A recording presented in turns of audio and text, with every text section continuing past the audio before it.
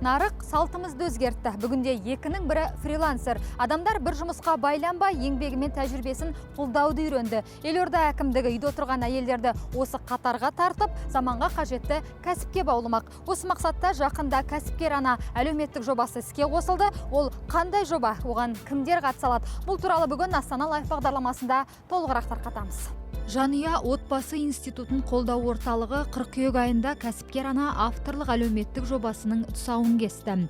Жобаға көп балалы және жалғыз басты, мүмкіндігі шектеулі балалар тәрбиелеп отырған аналар мен тұрмысы төмен әйелдер қатыса алады. Басты мақсат кәсіпкер әйелдер қатарын көбейтіп, нәзік жандылардың әлеуметтік өмірін жақсарту. Ол жобаның ең басты мақсаты әр анаға, мысалы, көп балалы анаға үйде отырып, үйден шықпай, жалпы айтқанда фрилансер дейді ғой, фрилансер болуды үйретеміз. Оған қоса әр ана 9-дан 6-ға дейін жұмыс орнында отыруға мүмкіндігі болмайды. Сол себепті осы керекті білім, керекті тәжірибе алуға біз үйретеміз. Бірінші этап ол жаңағы бизнес тренингтер өтіледі, одан қоса коуч сессиялары өткізіледі.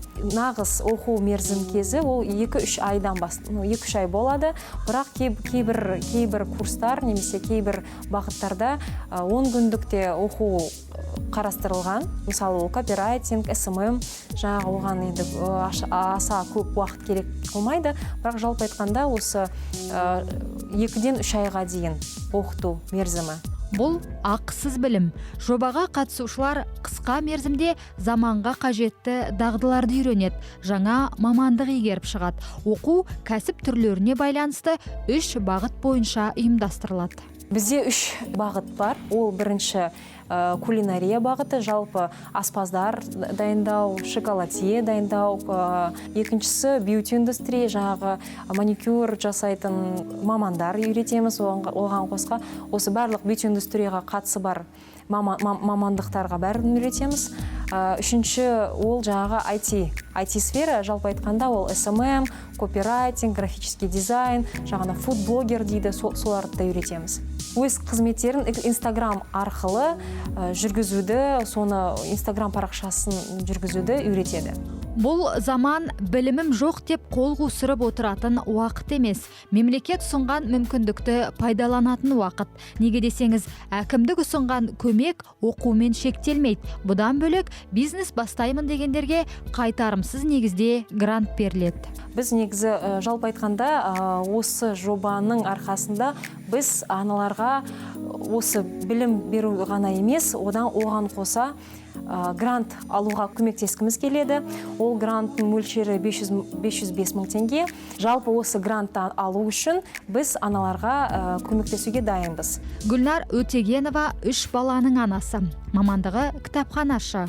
Ол кәсіпкер ана әлеуметтік жобасына қатысып, психологиялық тренингтен өтті және нумерологтың кеңесін тыңдады. Енді аспаз мамандығын игеруде. Ізденіп, кім болып жұмыс істемедің десеңші, мен бәрін көрдім. Кірпіш қалауды да үйрендім, жаңағы құрылыс саласында жұмыс істедім. Сосын таксист болып жұмыс істедім. Сол енді балдарды әйтеуір жеткізудің амалы.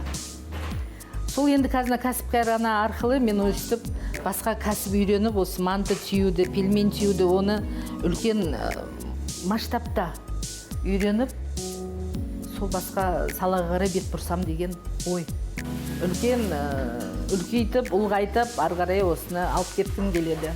Нұрсұлтан қаласы әкімдігі биылдыққа 2000 грант бөліп отыр.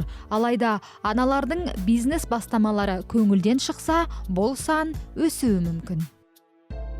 Жаңа білім игеріп сертификат алып шыққан қыз-келіншектер далада қалмайды. Кәсіп ашам деушілеріне грант беріледі, ал бизнеске қыры жоқтары тұрақты жұмыспен қамтылады. Әкімдік ұсынған әлеуметтік жобаға қатысқыңыз келсе, Жанұя отбасы институтын қолдау орталығына жүгіне аласыз. Бүгінге осы, ал Астана Лайф бағдарламасы қала тынысымен таныстыруға әркез дайын.